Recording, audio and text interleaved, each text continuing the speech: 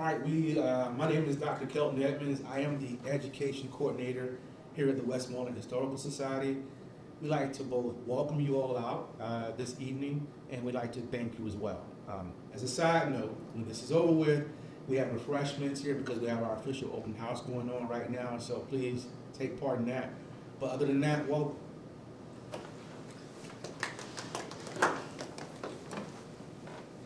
yeah. Thank you for the introduction, Dr. Kelton. And just before I start, I wanted to say thank you to Go Laurel Highlands for inviting us out to talk about our historical marker programs. Thank you to all of the educators and attendants who took time out of their afternoon to show up to a teacher training to talk about how they could get their students involved in this experiential learning process. We're very grateful to be here. Just to start, just so we can kind of frame what this presentation is going to look like, and just so you know what you're getting into a little bit, I'm just going to provide a quick introduction to the foundation and our work. A really exciting opportunity in the Laurel Highlands region to commemorate local history that we're really excited to partner with them about.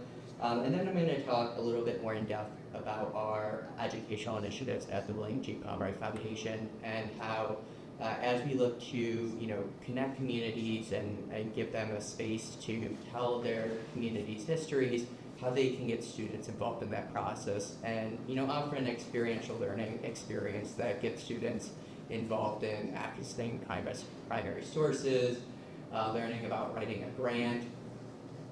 Taking this, bulk sum of research and tailoring it to a very specific medium. That is very exciting work for us at the foundation. But just to start with some introductions, there you can see the Pomeroy Foundation mission, what our work revolves around, as well as our founder, Bill Pomeroy there. The foundation started after, in 2005, Bill Pomeroy had survived a battle with acute myeloid leukemia, and he began the William G Pomeroy Foundation with two main missions and focuses at the center of the foundation. The first of which was improving or helping provide support to improve the probability of finding appropriate donor matches and life-saving treatments for blood cancer patients. And then also helping communities celebrate and commemorate and preserve their community history. For that latter mission, the community history focus, we primarily do that by funding historical markers across the country. To date, we've funded over 2,400 historical markers in 49 states. So we've got historical markers all over the country. You might ask, why historical markers? And here's why. We can see Bill Pomeroy and his dad on a family vacation, enjoying some history in Washington, D.C.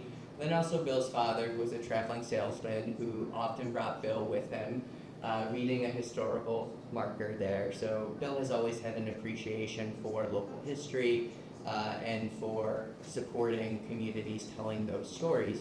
And in 2005, right around this start of the formation of the foundation, Bill learned that New York State, which is we operate out of Syracuse, Bill learned that New York State, the historical marker program had gone defunct, and the state wasn't providing funds for historical markers at this point.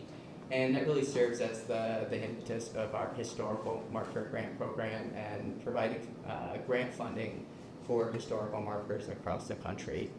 And I'm here today in particular because we have a really exciting partnership and opportunity to work with Go Laurel Highlands and organizations within the Laurel Highlands three-county region to develop a historical marker heritage trail.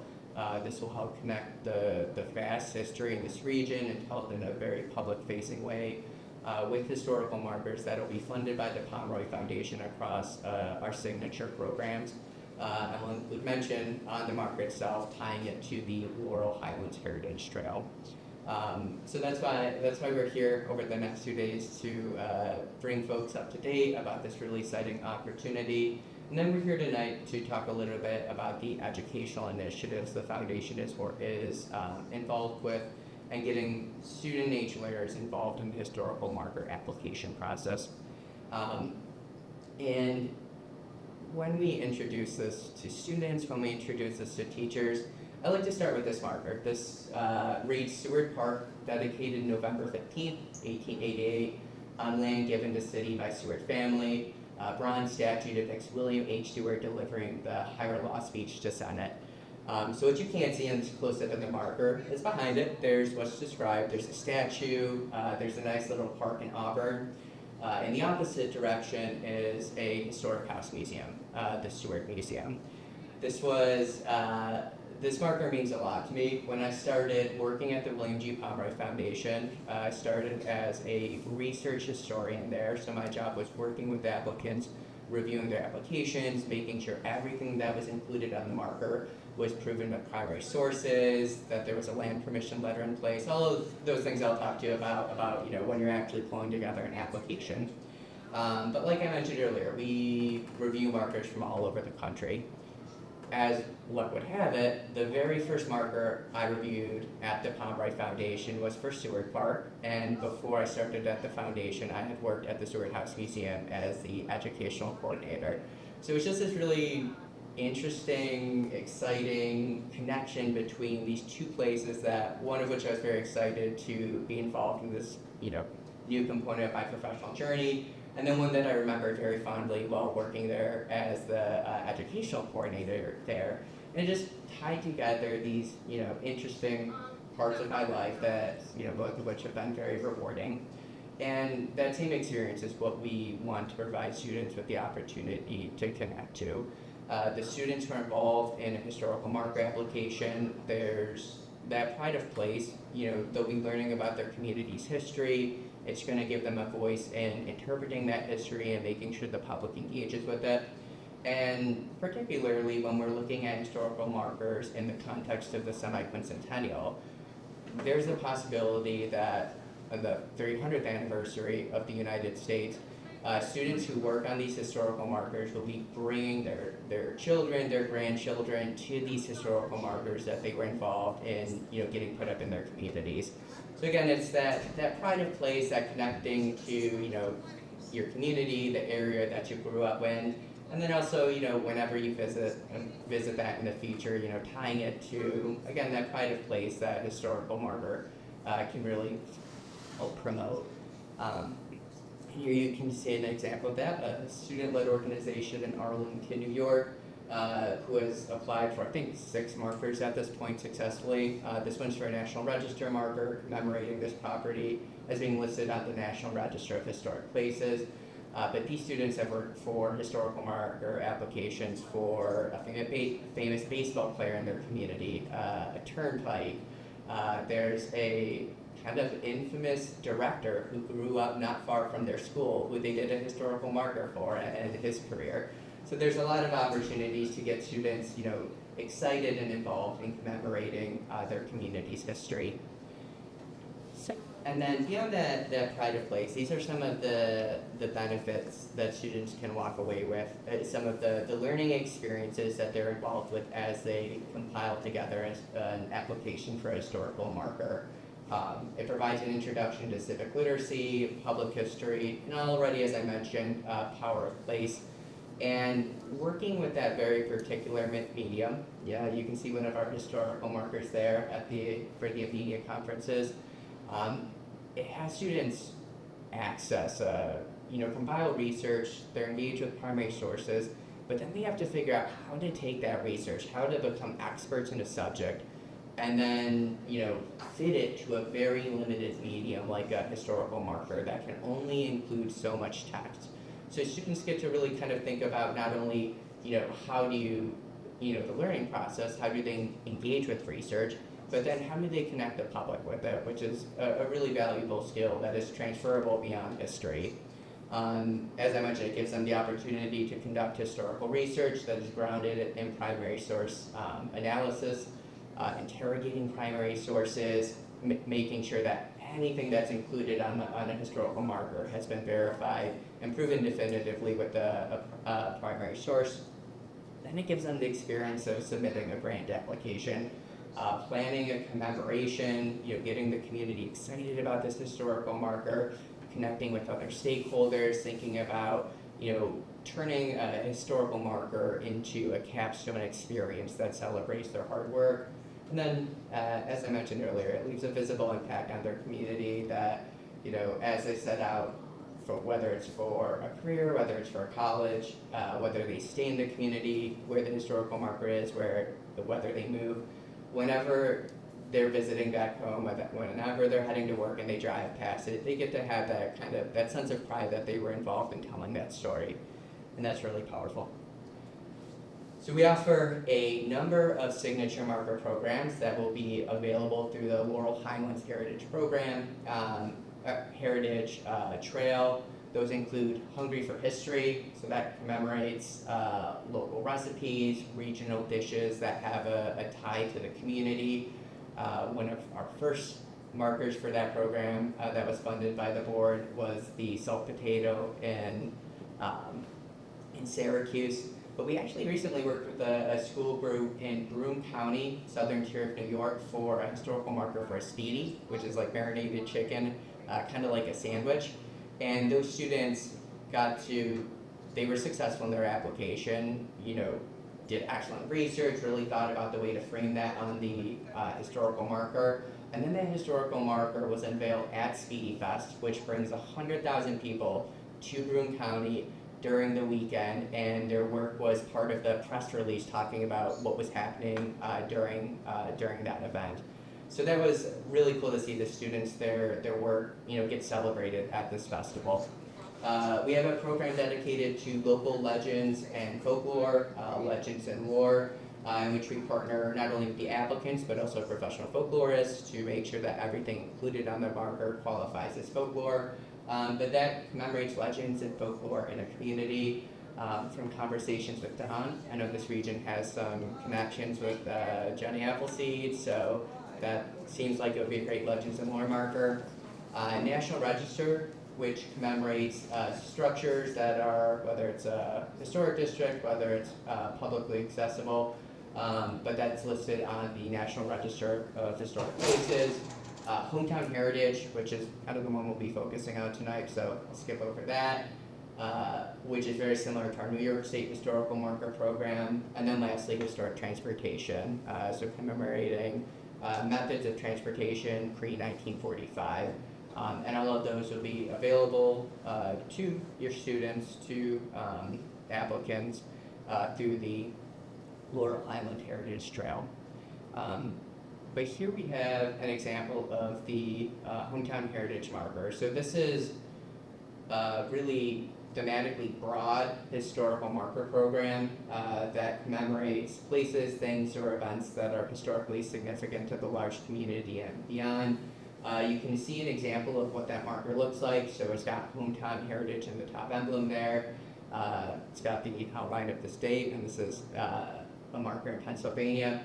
And then if it ties into the semi-quincentennial, there we go, quincentennial, it gets a badge in the corner there. And so these markers are the same character and title limit as our other programs, but really quite eye-catching. They're around 40 pounds. They've got a special coating on them to protect them from the elements, so these things are built to last.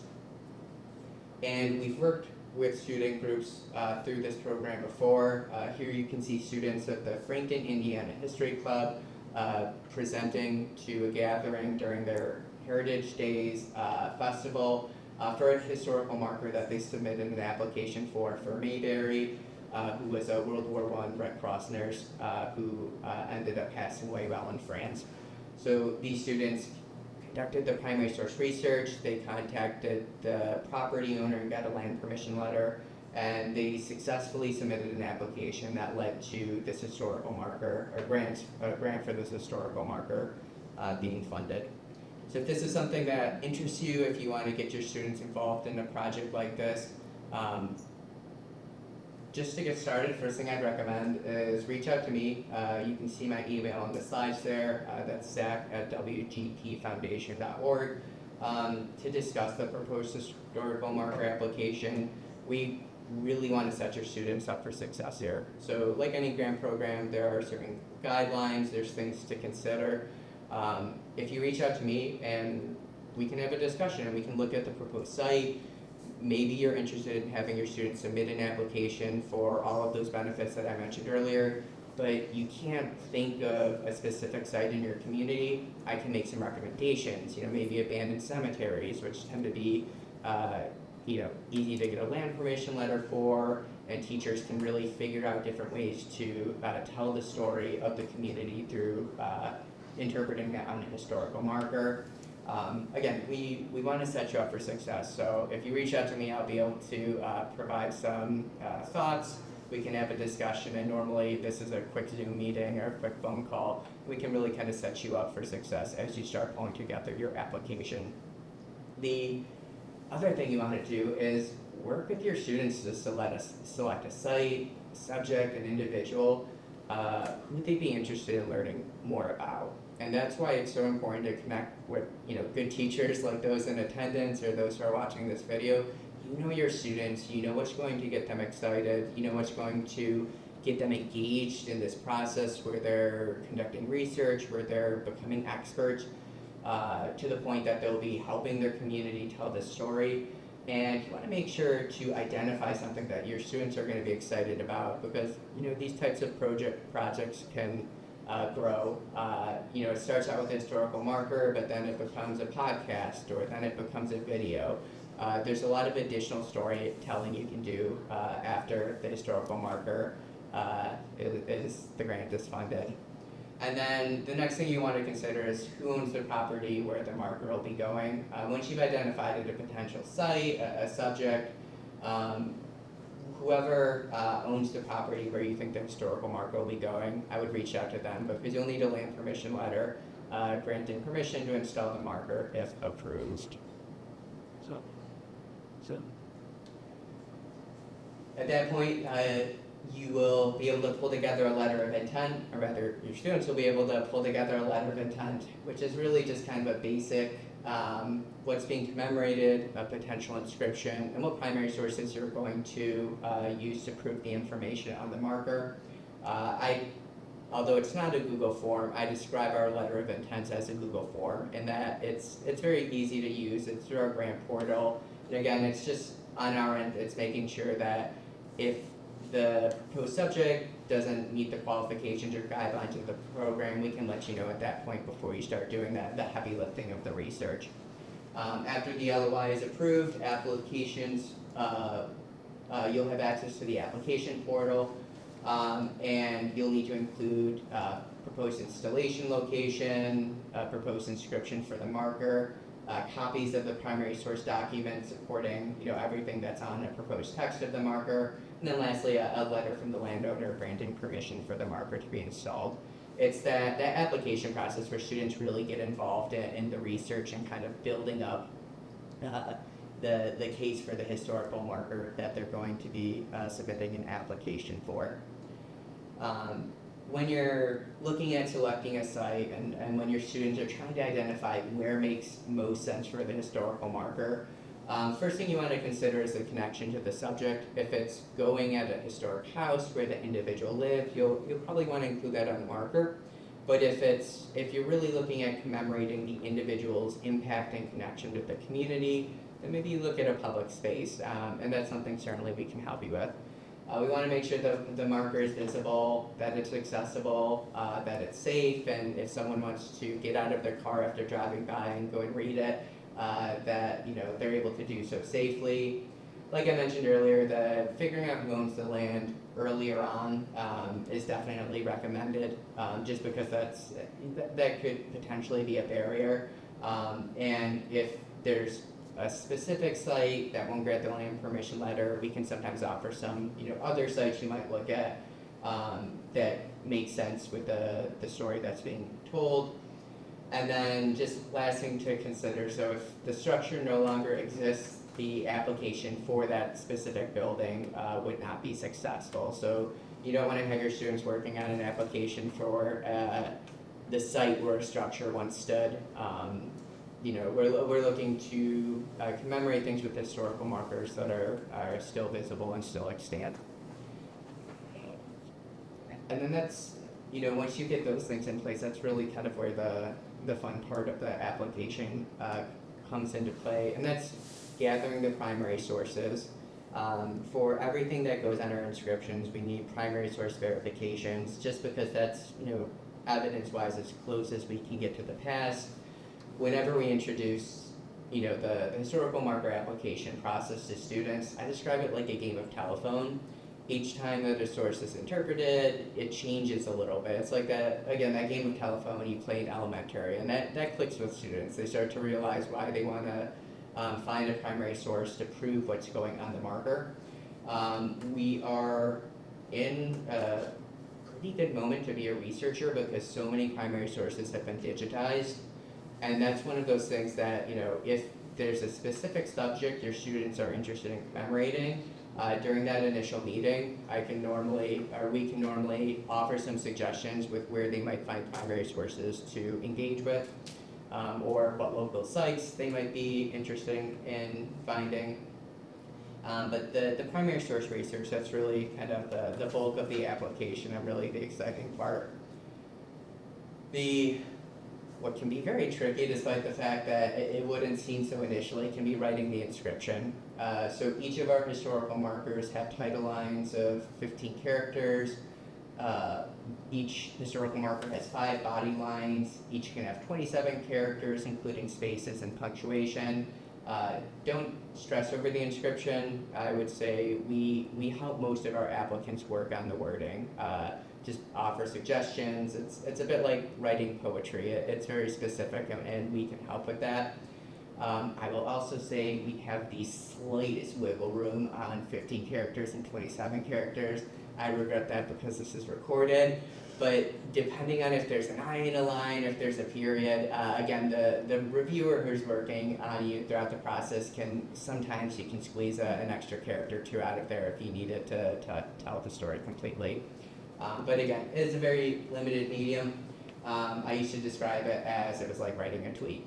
And that is, again, something that students, it's a valuable skill for them to develop, where they can take all of this information and fit it to a specific medium. That's one of those skills that they'll carry with them for the rest of their lives. And then this is just a great resource that when I'm presenting, whether it's on-site or virtually to students, this is normally the hook, and we'll spend some time with this. This is the marker map that you can find on our website. This is all of the historical markers that the Pomeroy Foundation has funded. You zoom in, and each of those dots, you can see the inscription, you can see the site of the marker, and then we also do a little description, a little write-up that fleshes out the story a little bit beyond what a historical marker can. That being said, where I find it's really valuable for, when you're working with student-age learners, is having them play around with this. It gets them thinking about different stories that can be told with historical markers. Normally when we're presenting and, you approach the subject of historical markers to students and what type of subjects they've seen commemorated on a historical marker, it ends up being a political figure, it ends up being a battlefield. If they spend some time on the marker map, they'll really see these historical markers can be used to commemorate anything of significance to their communities, and there's really cool stories that they can locate. I mentioned that student group earlier there is a famous director who grew up in their community in the 1920s, and he goes on to make some horror movies, and the students were really interested in the story. They were able to prove its census records, where he lived in their community. They were able to get the land permission letter, and then they're able to talk about this director who becomes famous for, actually, I think in the 80s, one of his movies was nominated as the worst movie of all time. But the students were able to find this unique story and commemorate it with a historical marker, which is really cool. So again, there's that pride of place where after students spend some time on the marker map, they start thinking about different stories in their community that they might be interested in telling, in ways that they could do so. And this ties into working with students on the inscription, which again, we are more than happy to do. I have a soft spot for the Seward Park marker because I worked at the Seward House Museum. It's probably one of my other favorite markers that I ever had a chance to review. This is for the St. James AME Zion Church in Ithaca. They are just doing amazing work. They've partnered with Cornell to do ongoing public archaeological digs at the site. It's just really cool to see. But I really like this inscription as a way when you start thinking about actually wording a marker because of the way that it's broken down. It reads St. James AME Zion, church built circa 1836, tower and belfry added by 1904, visited by Frederick Douglass and Harry Tubman, congressional activity aided the Underground Railroad. And when we introduce this to students, I always ask them, what stands out to you here? Like, if you had to research for this marker, where are you going to focus your efforts? And immediately, you have Frederick Douglass and Harriet Tubman, nationally, internationally recognized figures. They're like, that's where we're going to focus our research. Similarly, they'll talk about the Underground Railroad, that's going to require a lot of primary source research to include that on the inscription. And all of that is true. All of that is a very good point. But for a historical marker, in the same way that we have to prove with primary sources that Frederick Douglass and Harriet Tubman visited the St. James AME Zion Church and that the congregation actively aided and supported the Underground Railroad, we also need to prove that the church was built circa 1836. And we also need to prove that there was a tower and belfry added by 1904. Those are some of those facts that sometimes, because those who are familiar with the story, they know it as fact. They don't think about necessarily needing to prove that with primary sources in the application. But each of those lines this applicant needed to go through and prove with the primary source, which they did. For proving the church built circa 1836, they found an autobiography of one of the early ministers who was involved in the construction of it, and then also newspaper articles from 1836 to support that. Tower and belfry added by 1904. They were able to prove that with the 1904 Sanborn map. That was some clever wording because with primary sources, they weren't able to date the exact year that the tower and belfry were added, but they were able to locate this 1904 Sanborn map that kind of gives them a range, and they can definitively say that by 1904 these two components were added to the built structure. For visited by Frederick Douglass and Harriet Tubman, they proved it with newspaper articles contemporary to both of their visits. I think Douglass visited 1850, 1851, wrote about it in his newspaper, and Harriet Tubman visited a little bit later in the 1880s as she was working on, I think, procuring funds for the Home for the Aged. But they were able to prove that with newspaper, with contemporary newspapers to their visits. And then for that the congregation actively aided the Underground Railroad. Again, personal accounts that were printed in newspapers, interviewing freedom seekers who mentioned the St. James AME Zion Church, and then that autobiography up there too. So they went through and they were able to prove every single component of this marker with primary sources. And again, just a fascinating story, really an amazing site.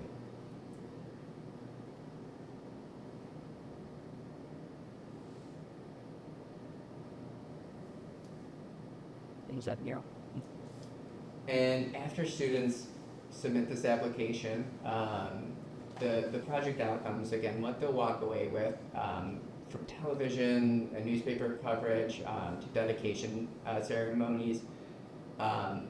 These markers, especially when it's from a student-led organization, these are celebrated. Folks are really excited when students are involved in commemorating local history. I mentioned it earlier. I think the Speedy marker is a really good example.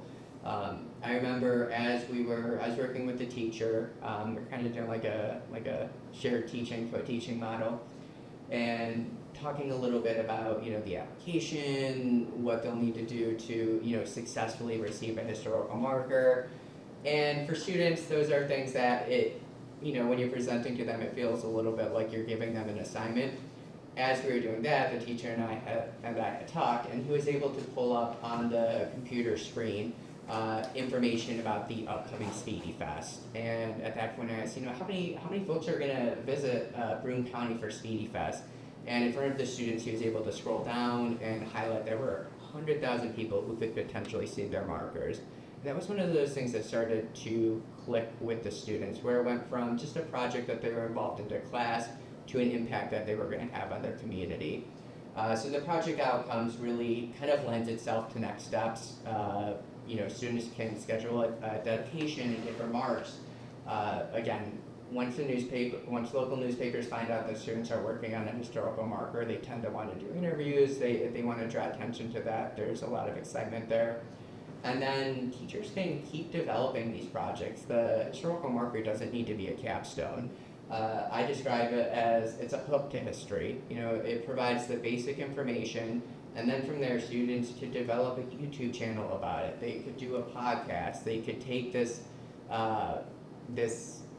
historical marker commemorating a built space, and they can take what they learn and apply it to the digital landscape. So there's a lot of opportunity to take their research to the next step, which is always really cool to see.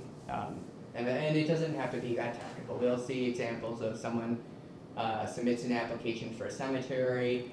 It's a little overgrown. It's a little rough and ready when you see the pictures of it. Historical marker gets placed, and all of a sudden people who have driven by it on their way to work every single day realize there's a cemetery there and start becoming involved in rehabilitation and fixing that site up. So again, just a good way to get the community excited about commemorating their local history.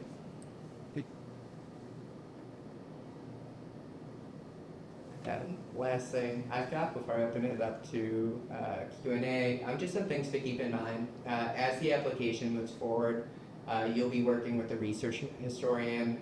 We'll make suggestions potentially. If additional primary sources are needed, they might be able to, they might request those, or they might offer some suggestions where you can find those. So that's something as an educator you want to plan with. It's not the grant isn't a yes/no grant. You don't submit it and receive either good news or bad news.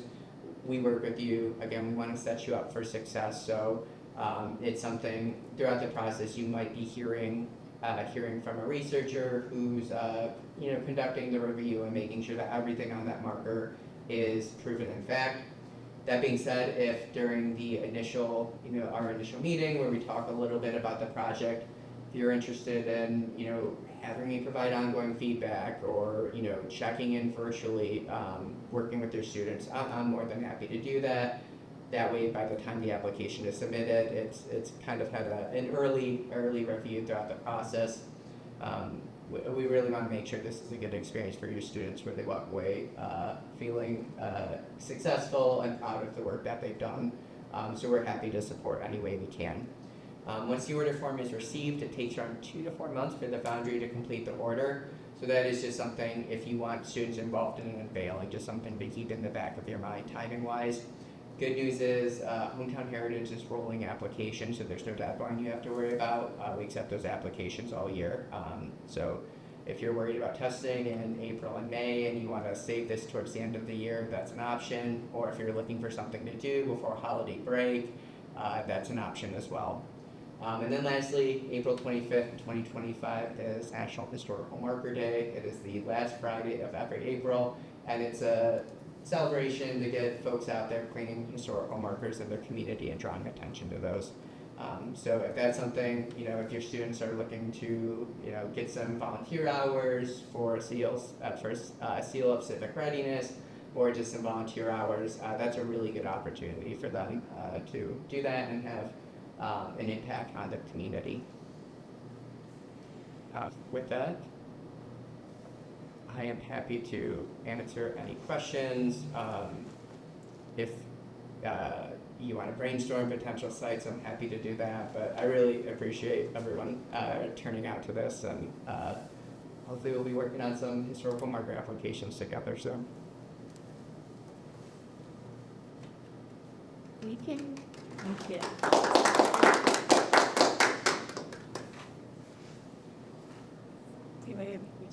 Don't feel like you have to answer or ask a question. I hope this is where you cut the recording. Oh, I'll leave it rolling in case something does come up, but Okay. yeah, I'll cut it there. Thank you. Kelton, can you think of any potential things that would be markers? I mean, you have a lot of ways you could go here, I think. Let me give it some more thought. Yeah. I'll ask a question. Where's the funding come for this foundation? So we're a private foundation and we're fully funded. Bill Pomeroy, when he started the foundation, fully funded the foundation at that point, and he was a tech entrepreneur in the Syracuse area.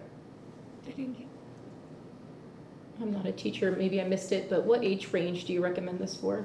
Grades or? So we started out focusing on 11th and 12th grade, just because, being in New York, 11th grade curriculum is U.S. history, which for our programs that are available around the country, that made sense. And then 12th grade has a lot of elective courses, so it's one of those things where if you're not necessarily teaching towards a test, it makes a lot of sense if you do. If you have an elective class or a club. So we started out with 11th and 12th grade. Since then we've grown it. I would say probably depending on the subject of the marker, and we would certainly support them throughout the process, but a 4th and 5th grade group in Texas actually reached out to us and they want to do a legends and lore marker in their community. So those, because it's folklore, the primary source research doesn't need to be as exhaustive, and it'll be a little bit more like getting the students excited about the story and learning about how it's a trail cuts through the school property. But I would say 7th and 8th grade for a primary source based application would make a lot of sense. And we recently started working with a lot more higher education organizations as well, especially in the humanities, working with historians. They're very interested in having their students work on it, not just for the primary source research, because it's a grant. So if the student successfully authors that grant, that's something they can add to their CV or their application and say that they were able to procure funds for this historical marker. Can you repeat like the time frame it would take from being accepted to that of the marker being erected in a certain place? How long does that generally take? Yeah, thank you. That is both an excellent question and a difficult question.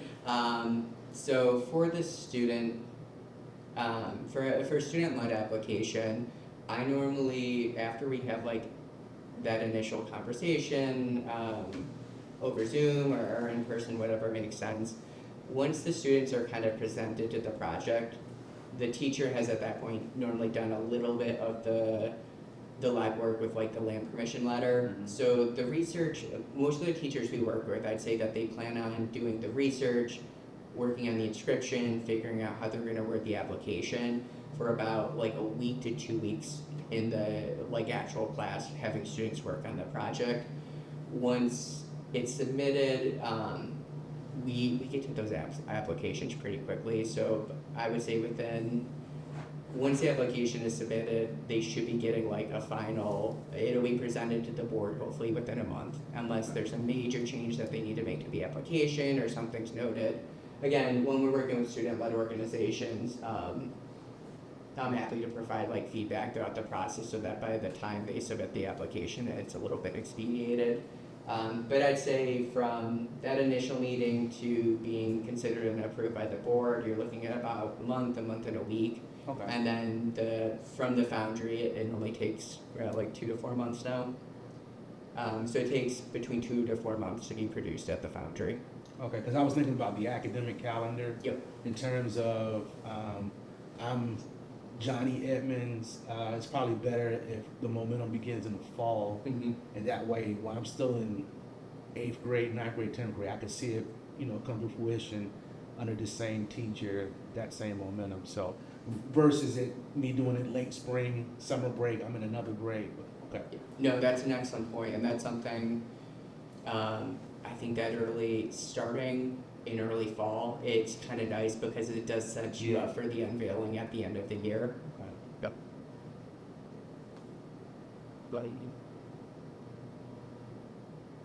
Thanks a lot. Well, thank you, everyone. So along with those educational sheets I put on there, my business card is there. So if you think of any questions, I'm happy to answer those. Feel free to reach out. But again, thank you for joining us tonight. It was very informative and thorough. Thank you. Thank you. Yes.